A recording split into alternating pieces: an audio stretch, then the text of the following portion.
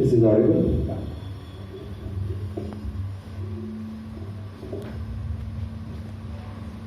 Good evening, friends. Now, as already announced, the topic for today's short talk for about half an hour or maybe even less than that is on the subject history and symbolism of Christmas. Now, at the very outset, there is a reminder that this student is not a scholar of any kind, he is not an academic. These are just some ideas which are presented, and as to the history of Christmas, it's all there in historical records. We can all go and study. But the symbolism is something which has very deep mystical meaning, significance, something which is applicable to all of us. So we all know about Christmas. India is such a beautiful, such a diverse, such a tolerant country for ages that any culture that has come in touch with this country has assimilated itself into the country, has become part of the country. And I am born in a Hindu family, but we know so much about Christmas. I have my Christian friends who know so much about Deepavali and Dasara and so on.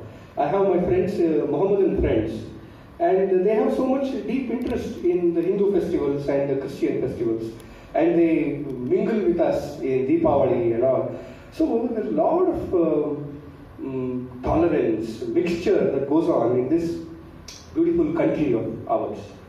So we don't need to, recollect the story of Christmas or what Christmas is, because I'm sure every single one of you here knows what Christmas is and the story behind the birth of Christ and the three sages who come from the east and the star which shines and the birth of Jesus and his story as well as his life, his crucifixion and his resurrection.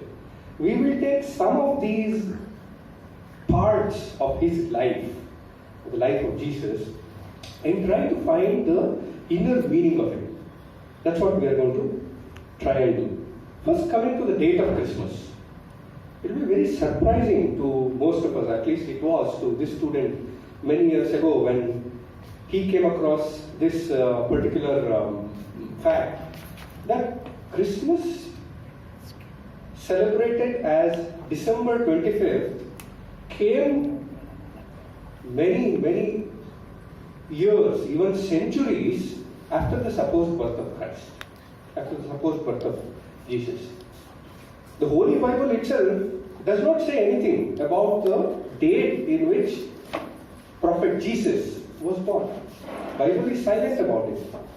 In fact, the first mention of December 25th as the birth of Christ, birth of Jesus, we find only in Roman calendar AD 336, that is 4th century AD, is where we first find December 25th mentioned as the birth of Jesus.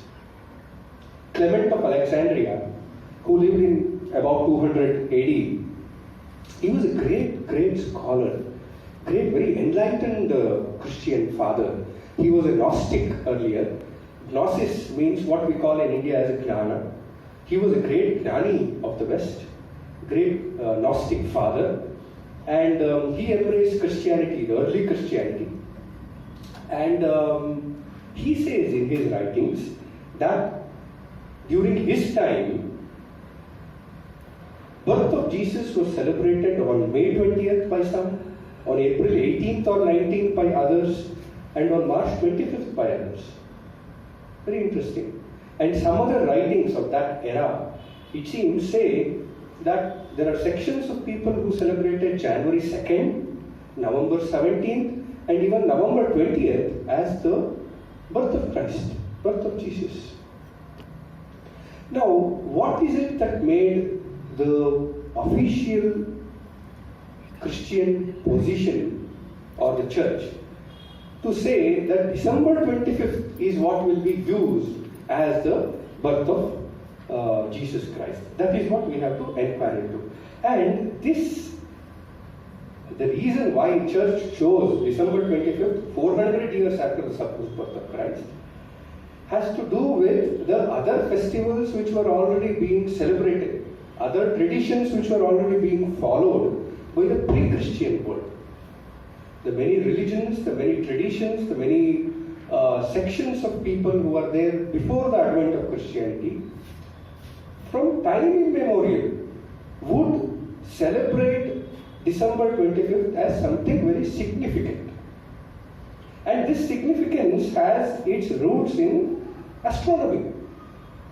What is that astronomical significance? We all know about winter solstice, right?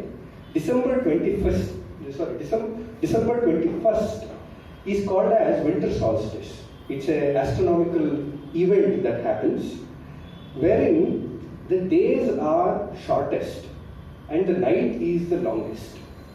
That is because for 6 months prior to December 21st, sun has been moving southwards. Sun has been moving southwards. In Indian traditions, we call it Dakshinayana, right? Sun has moved southward towards Dakshina. Therefore, there is more coldness, less and less of light, less and less of warmth of the sun, and coldness covers most of the northern hemisphere. And it is in December 21st, which is the coldest of the nights and the shortest of the days, that sun begins to choose whether he will go further southwards or whether he has to go northwards. If he goes further southwards, then the whole of the northern hemisphere perishes, because it becomes still colder and colder, and without sun, nothing can live. There's no energy at all. So the whole of the northern hemisphere dies if on December 21st, sun goes downwards towards the south. Nevertheless, such is the beautiful arrangement of things that on December 21st, for 3 days, sun trembles in balance. Sun trembles in balance. And after trembling in balance, he decides to move northwards, which means for the northern hemisphere of the world, of Earth, there is more light, more infusion of energy, more vitality, and the whole nature comes alive. The whole of the nature is revivified. This is a very important astronomical event that happens. There is a northern, there is a winter solstice, the summer solstice, and the 2 equinoxes. So every 3 months in the rotation of the Earth, revolution of the Earth around the Sun, there are every 3 months there is a significant event that happens. So all our festivals, all our traditions, all our practices across the world, whether you take India or Egypt or Scandinavia, China, South America, whatever part of the world that you take, it is based on significance, and they are all encoded. These practices and festivals are all remembrances of certain deep hidden truths about nature and man. Now, it is said that from December 21st onwards till January 5th or 6th, there is a certain surge in nature. Physically, we can all see nature begins to come alive. The seeds which are hidden deep in the layers and layers of snow, the snow is melted and then the seeds begin to sprout. That's what happens. And around us also, even in climate like ours, we find that nature begins to revive. And we celebrate the beauty of this as Makar Sankranti, right? When sun enters the very occult and very significant astrological sign or constellation of Makara. We celebrate it in that manner. But that is not the case. Across the world, even the Romans, for example, celebrated the birth of their sun god. We celebrate Makar Sankranti as a sun festival, right? In fact, if you think about it, among the Hindu festivals, there are very, very few of them. Probably the only one which is celebrated according to solar calendar is Makar Sankranti. Everything else is according to lunar calendar. So it's a sun festival, Makar Sankranti.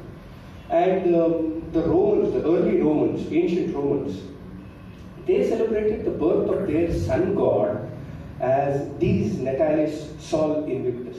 Dies Natalis means the day of the birth. Sol Invictus means sun unconquerable sun. And even prior to that, the Persians, the Zoroastrians, they celebrated the birth of their sun god called as the Mithras, who was the sun god of the Persians. They also celebrated December 25th as a very significant date. Now it is said that at this duration, 25th to the early January, 25th to early January, there is in the inner psychic occult realm of the world, there is a surge of energy. Like there is a surge of energy of the sun around us, within the nature also, there is a surge of energy. And this surge of vitality, surge of energy gives us a lot of opportunities to come up with good resolutions. You know, there is a natural tendency among all of us, whether we have studied all this or not, to make New Year resolutions around this time, across the world. That tendency to do something better, the tendency to become better, the tendency to make our nobler, higher spiritual qualities reign supreme over our lower selfish tendencies, and make amends, make friendship, help others, donate to others, and help a poor person. All these noble qualities, they all come because internally, within man and within nature, the inner vitality is being revived. Now, this is what we have to use to make good resolutions. Because the vitality is strong and there is a surge in nature, whether we decide to do good or decide to do bad, whether we decide to develop our divine qualities or whether we decide to give in to our lower passions and anger, any one of this will have added potency and it will have added impetus across the entire year based on what we decide now. So that is something that we need to keep in mind.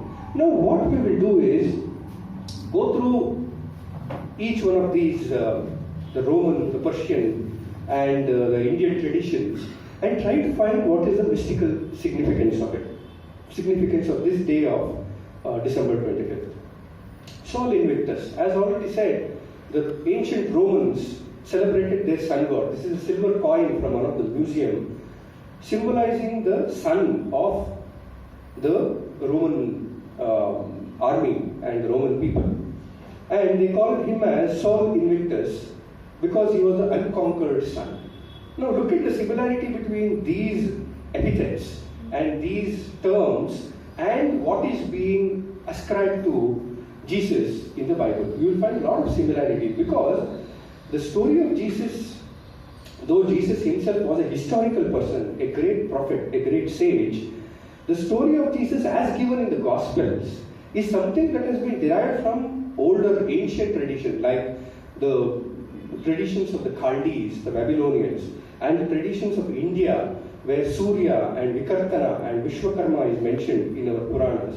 You know, if you study all these stories, you will find the prototype of Jesus' story about his crucifixion and his resurrection, the virgin birth of Jesus. All these things are derived from various older ancient traditions.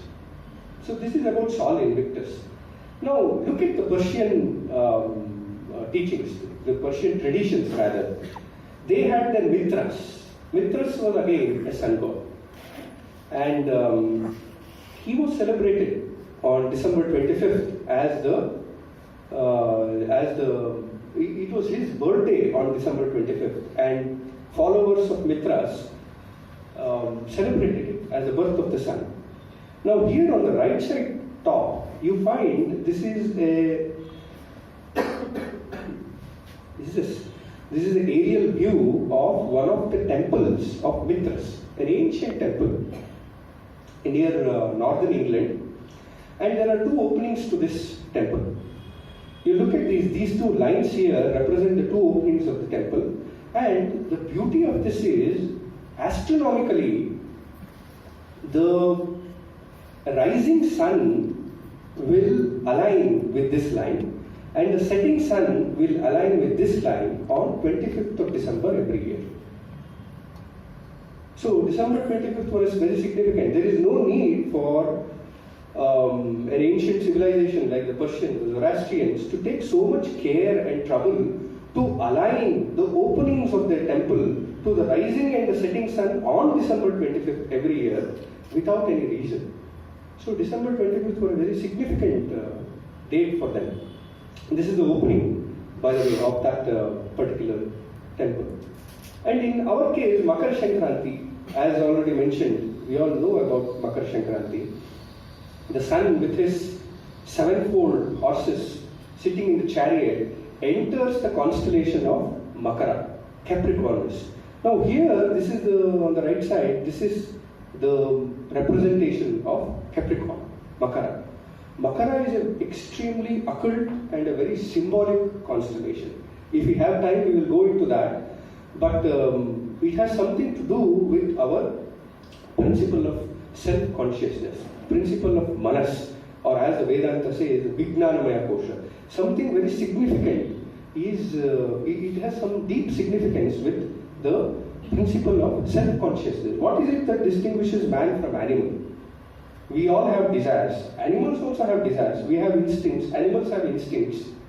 But what determines the difference is self-awareness, self-consciousness. We have the power to think about oneself. We have the power to think about our own ideas and may bring about changes in our own ideas. We have the power and the ability to think about our own mind, which is something very unique. It's called self-consciousness, self-awareness. This is not something that you find in any other kingdoms of nature like the plant, the animal, or the mineral and the atom.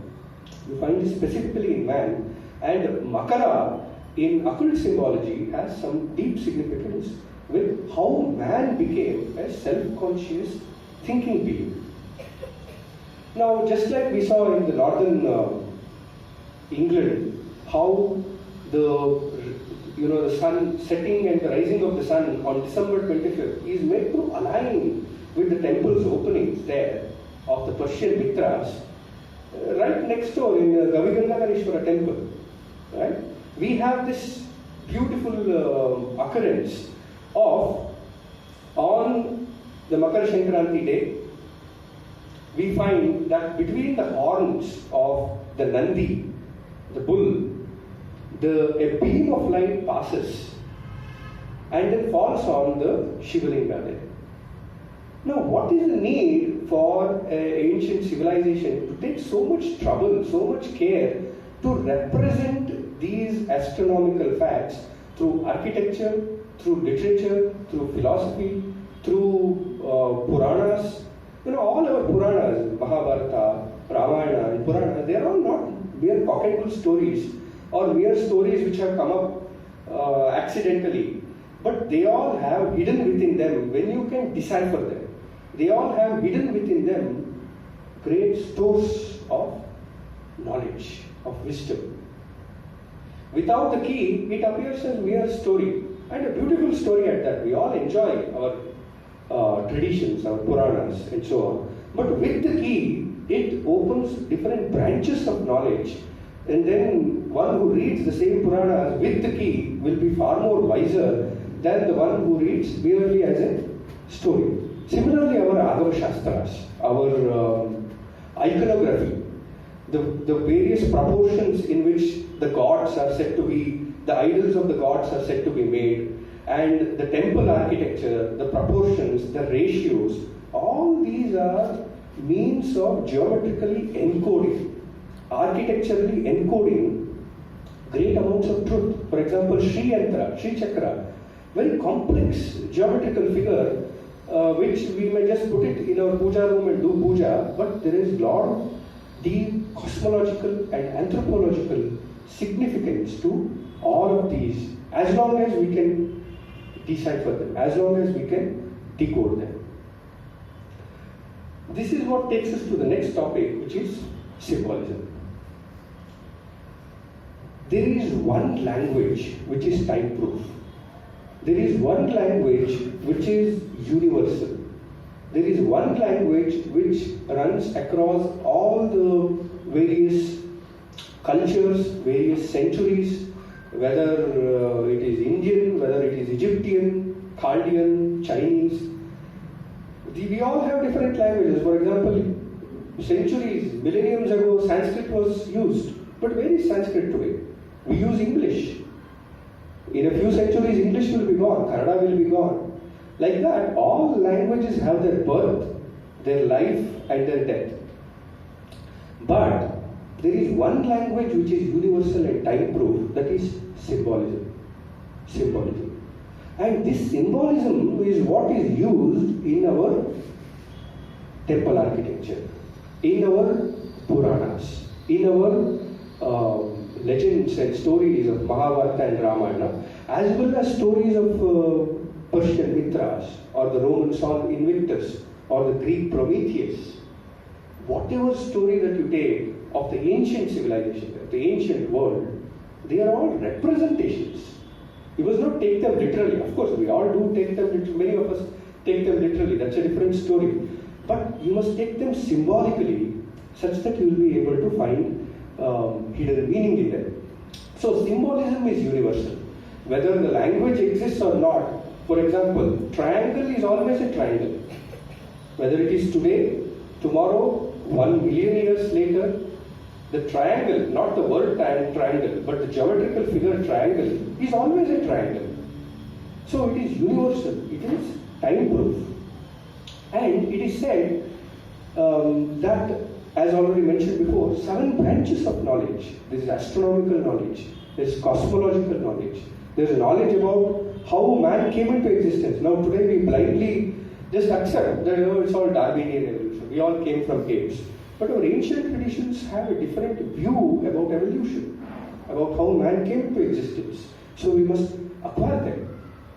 And like that, the same story, for example, the story of Jesus or the story of Greek Prometheus, you can apply 7 different keys and apply 7 branches of knowledge. And only one who has completely become perfect, completely dedicated himself to the good of humanity, such that he will never misuse that tremendous, awful knowledge. He will never misuse it. Such a person can only unlock all the 7 branches of knowledge, which branches of knowledge give him complete control over nature. He will become a master of nature. He will become as good as a god. All the things that we ascribe to God, control over everything. Such a person with this knowledge becomes a master of everything. So it's a very dangerous knowledge also. With a little bit of understanding of atomic structure, how much pollution we have created and how much violence we have created, one race over another, one nation against another, by using this knowledge of atomic structure in destructive purpose. Now that's only on the physical plane, just scratching the surface. There are other occult forces in nature, invisible, intangible, subtle, but far more powerful. Occult forces of nature, and you can acquire them, you can have power over them and use them, and imagine what will be the damage or what will be the violence that man will commit against another man if he acquires knowledge without the right ethics, without the right dedication, devotion to the good of humanity. Therefore, Tsongkhapa was a great Tibetan Buddhist sage, Maharishi. He says that every sacred truth which the ignorant are unable to comprehend under its true light ought to be hidden with a triple casket. Within 3 caskets, you should deeply hide it, concealing itself as a tortoise conceals his head within the shell. And she ought to show her face, but to only those who are desirous of obtaining the condition of Anuttara Samyak Sambodhi, which means a heart, he should have a heart which is completely devoted to the good of others, such that there is a safeguard that he will never misuse knowledge for the harm of others. There should not even be a tinge of selfishness in such a person. In Shankara's writing, Adi Shankara's writing, he says that you may have reached the almost highest stage of Anandamaya Kosha. But even there, if you have a tinge of selfishness, you will topple down and fall deep within the abyss of ignorance and illusions. So, the path forward for humanity is to become less and less selfish and more work towards the good of others, irrespective of caste, irrespective of religion, irrespective of any such distinctions. And that alone will qualify a person to obtain this knowledge.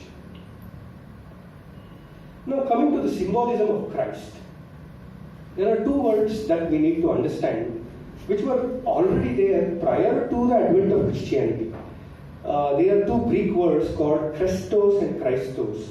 But we will not go into the details of that, but we will focus on this part, the Christos part. Right? The word Christos never was actually applied to any single person. Jesus was the name of the prophet. But Christos in the ancient world was always applied to the principle in man, the principle of divinity. The basic idea is that we all have reflections of the same divine light within oneself. Krishna says that very clearly in the Bhagavad Gita. As a single sun illuminates the whole world, are there many suns to this world? There is only one sun. And its rays shine on the world. As a single sun illuminates the whole world, even so does one spirit illuminate everybody. So there is no difference between my Atman and your Atman, or the self that shines in me and the self that shines in a terrorist, the self that shines in me and the self that shines in a rock, or a plant, or an animal. The distinctions that we see are only on the outer surface. The basic idea is that we are all endowed, like a plank of salvation, we are all endowed with a ray of that sun. What do we do with that ray of the sun? It speaks to us as a voice of conscience. Do we listen to that voice of conscience? If we listen to the voice of conscience, acquire knowledge about oneself, and then overcome one's lower tendencies, one's anger, passions, and then devote oneself to the good of others, such a man, after having initiated himself into the secrets of nature, becomes a Christos. Such a man is a Christos.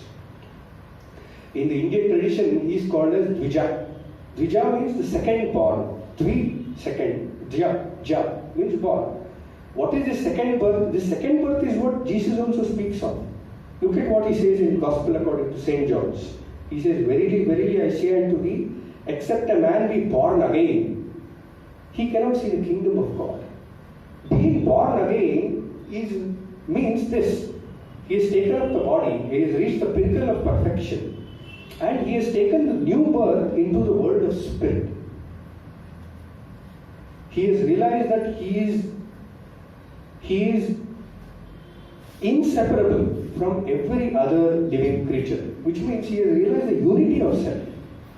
In fact, Shankara says, Adi Shankara in one of his writings, that na snanena, na danena, na pranayama shatena va, which means not taking bath every day, not pranayama 100 times a day, and not giving dana 100 times. None of this is going to save you. He says, acquire the knowledge of unity of Atman. Only through the unity of Atman you will be able to reach your true happiness and true goal. Everything else you may do, but if you don't acquire this, then you are lost. He says, for 100 Brahmakalpas, you will remain in exactly the same position that you are, unless you realize the Christos within yourself. If we may rephrase Adi Shankara, he is speaking of the unity of self, which is the Christos, the God within us. So that must be revived. And Krishna, Osiris, all of these were representations of the same God. Does not Krishna say in the Gita, 10th chapter, that Ahamatma Gudakesha Sarvabhuta Shayasthita, which means I am the ego or the soul which is seated in the hearts of every being. He does not say, I am seated only in the hearts of Brahmins. He does not say, I am seated in the hearts of only Hindus. He says, I am seated in the hearts of all beings. Every creature. Is that not what is the burden and the cry of Upanishads? Eko Deva Sarva Bhuteshu Buddha, Sarva Vyapi Sarva Bhutantaratma. Eko Deva, one God is reflected in all beings. And that was represented as the Christ or the God within us. One who has united himself with that consciousness, that awareness, is a Christ. He is a Christ. And this idea of Christos in man, every tradition speaks of it. Now the followers of every tradition deny it, because the priests come in the between. There is a teacher who has given the teachings, and then there are the seekers of truth. Between them comes the priestcraft of every religion. I am not saying of any one religion. In every religion this happens. Between the teacher and the disciples comes a new class of beings called the priests. The priest class. And they are the ones, for their sustenance, their subsistence, they are the ones who generally alter the teachings, who do not give the correct teachings to the masses. For example, India would not have been in this state of corruption. Look at corruption, how pervasive it is. Even where air does not pass in India, corruption is there. Every atom of India is filled with corruption today. Every angle, every aspect of it. India would not have been this corrupt had we really followed the ancient teachings of our rishis. What we follow today is a perversion. The priest class have perverted it. If you go to the Upanishads, if you go to the Gita directly and study them, the teachings, you will be very surprised as to what it says about the origin of man, about our duty towards other beings, about the purpose of life, about the civilizational ideal that we should have. You will be very surprised. So, look at what Scheffler, who is a Christian mystic, he said. Look at what he says in one of the poems. 5 ladder rungs there are in God: slave, friend, son, bride, and spouse. Which means there are various steps towards which you unite yourself with the divinity within yourself. You begin as a slave, then you become a friend, then you become a son and a bride, and finally a spouse to the divinity. And if you may here recollect what Narada says in his Bhakti Sutras, he in fact speaks very similar. The Christian mystic is speaking of the 5 steps. Narada speaks of the 9 different Navavida Bhaktis. And the final 9th step, he says, it's Sayujya, which means you become one with divinity, merge with divinity. In other words, you don't see any difference between yourself and deity, yourself and God, and the same God has reflected in all others, the purest form of Advaita. And when I say Advaita, please don't take it as a sectarian Advaita. There is always this clash, Advaita, Vishesha. I'm not talking about that. I'm talking about the inner essence of all these teachings.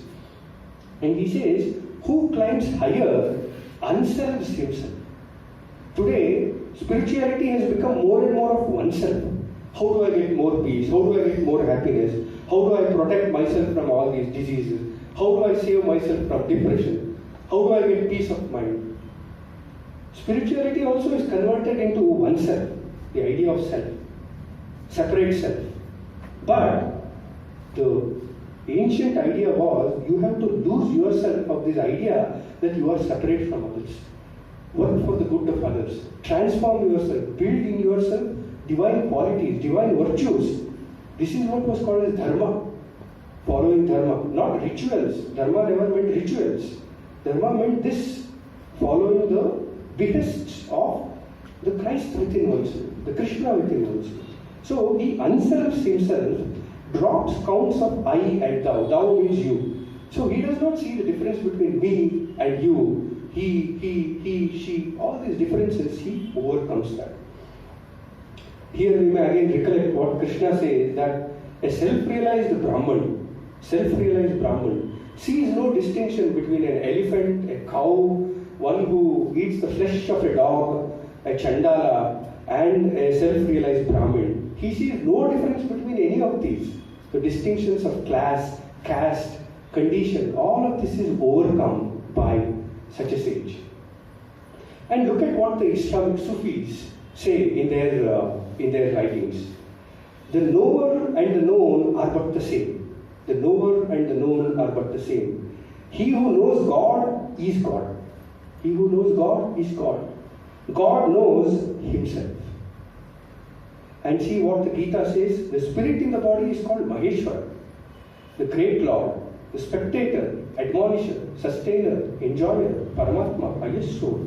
So that is the spirit in the body. That spirit in the body is Christ. And he alone can call himself as Christ, who has overcome the delusion in himself that he is separate from others and merged himself with that spirit. And look at these beautiful Arabic verses of the Sufis. They say, there is nothing within my robe but God himself. Khuda, God himself. What else then God is present within my cloak? Aywa Allah. What is there within this cloak other than God? Terrestrially as well as spiritually. Man is God himself. That's the teaching of all the ancient sages. And this is the condition of man is this. He's crucified. It's not that only Jesus was crucified. That's one part of the story. Crucifixion symbolizes man's condition.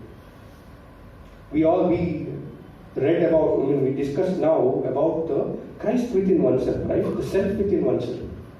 The divinity, the ray of divinity within oneself. Now that ray of divinity is crucified in us. That's why we behave like animals. That's why we behave selfishly.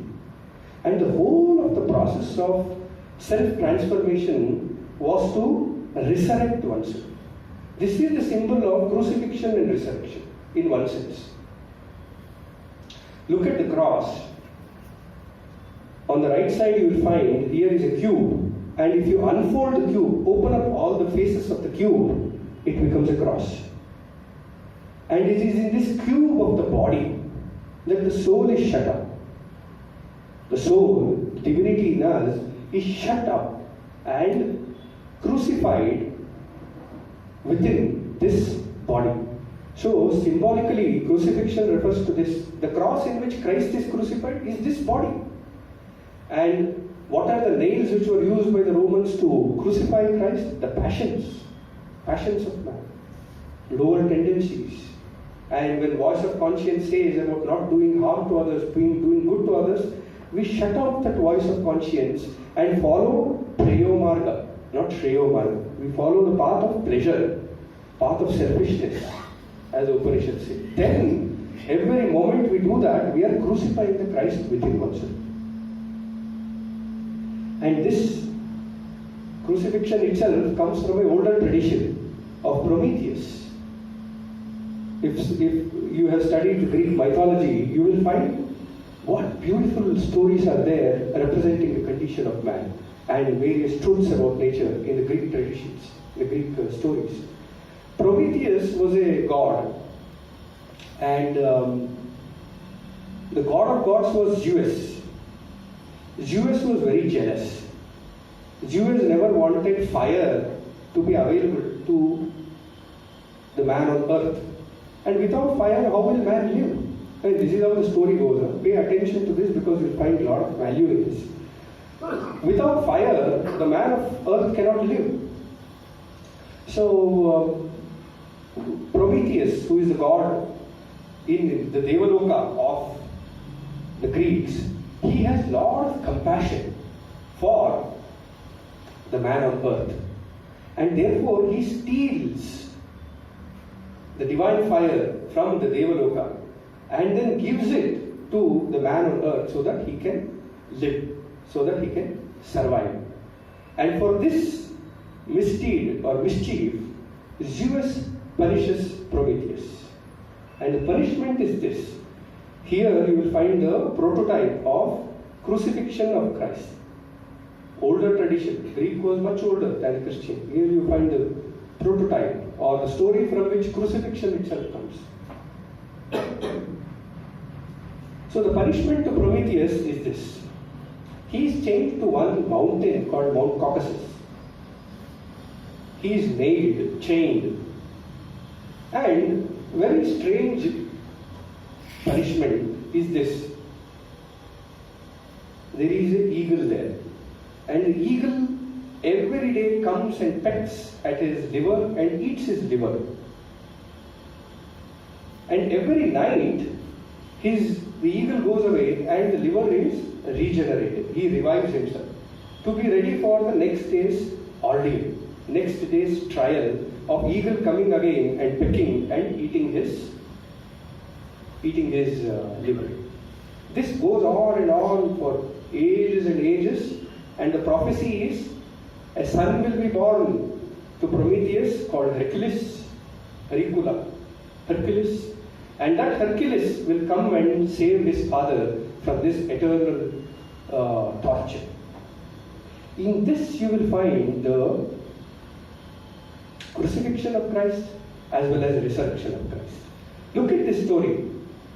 If we study the condition of man in the three states of consciousness of Jagrata, Swapna and Sushupti, we find the condition of the real man within this body to be the case of Prometheus. We are chained like Jesus was crucified on the cross. Prometheus within us is nailed and chained to this body. This is the Mount Caucasus. The divinity within is crucified. And what we call as our day, where we eat and enjoy and indulge in our pleasures and sensations and involve in life, that is the day in which the passion, the vulture of passion, the eagle of passion pecks the liver of the divinity within us. So what we call as enjoyment is actually a torture for our real self. What we call as pleasure is actually a torture for our real self, inner self. And during the night, when the body is in abeyance, the senses have temporarily rested. Then the inner self in us reaches a state called Sushupti, dreamless state. There, momentarily, we become free. Whether it is a saint, whether he is a criminal, whether he is a worst of the person who has committed worst of the crime, every single person when he goes into sleep touches this deep state of Sushupti. And there, in Sushupti, a lot of beneficent influences come to our mind and affect us such that when we wake up in the morning next day, that beneficent influences affect us to do good. Most of us don't even know that there is this condition called Sushupti, don't even know what happens in that plane, which is our real actual state. Not this waking world is called as a world of illusion by the Vedantics.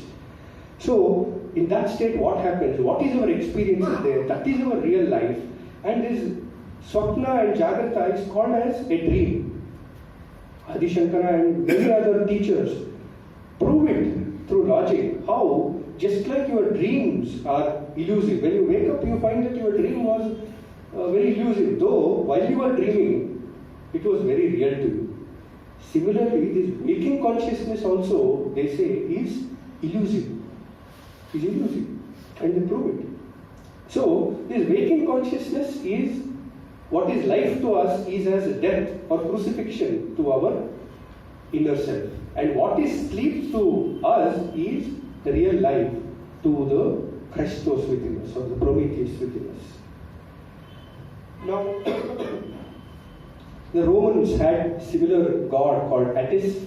I will not go into the details, we are nearing the end of our talk. But Romans had this story of Attis, and I'll quickly tell what the story is, and you will see the similarity between that and the story of Jesus. Attis also was born of a virgin, and Attis was crucified. Attis, the followers of Attis worshipped him even as early as 4th century BC. Worshipped him in this manner. They would take a log of pine wood, wrap it up in linen, and put it in a cave, and close the cave with a rock. And after 3 days, They would come, open the door of the cave, and then show his followers that the pine log is disappeared, which means representing that Attis has been resurrected. So how you see in ancient traditions, the ideas of crucifixion and resurrection they were all well aware of it, and the story of Jesus became quite popular because of advent of Christianity and colonization and so on.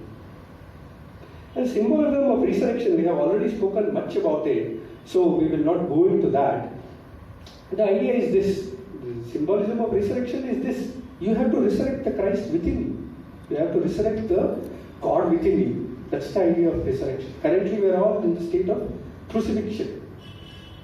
And the basic idea is this: we cannot understand Bible unless we take these two doctrines of karma and reincarnation, karma and rebirth, and apply it to Bible. Now, it will surprise you, but the details are there, that even as late as 3rd century AD, the early Christian fathers believed deeply in reincarnation. But then there was a lot of political struggle and struggle for power, and therefore, in 300 years after the supposed birth of Christ, when all the Christian fathers also believed in reincarnation, they had to pass an anathema. Anathema means a fatwa. Fatwa saying that reincarnation should no more be believed by Christians. Whereas wise fathers of the early Christian era believed in reincarnation, because without the idea of constant rebirth and the idea that we alone are responsible for every event of our life, everything in our life, it may come from outer agency, whether good or bad, but ultimately we are responsible for it. Ultimately we must have shown causes for it in some or the other past. And the law of karma does not care about whether you are a king or a slave. It will bring exactly the results of your own actions, words and thoughts. So unless these two doctrines of karma and reincarnation are thoroughly understood and applied to Bible, we will not be able to obtain the gist or the essence of Bible.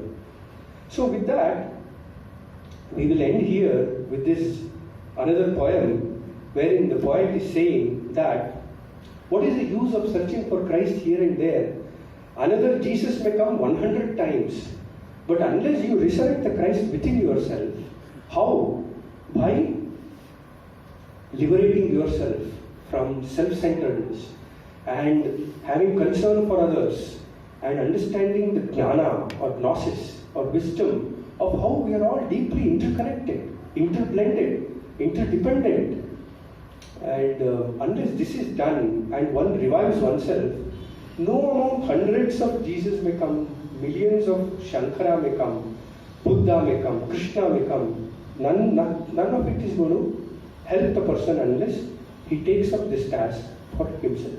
So with this idea that we have the power to revive oneself, that the condition of the world that we see today is not the natural condition of man.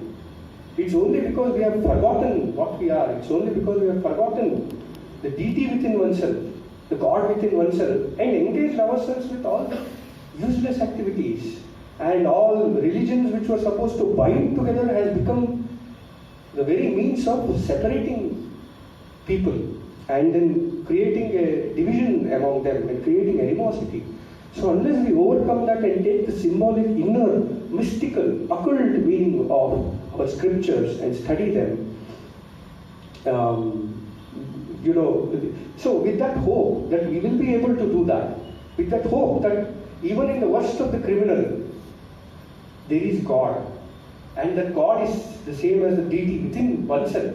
With that hope, and the hope that we will be one day able to revive, resurrect the Krishna or the Christ or the Osiris within oneself, wishing you all a very happy Christmas with this idea, we will conclude this talk.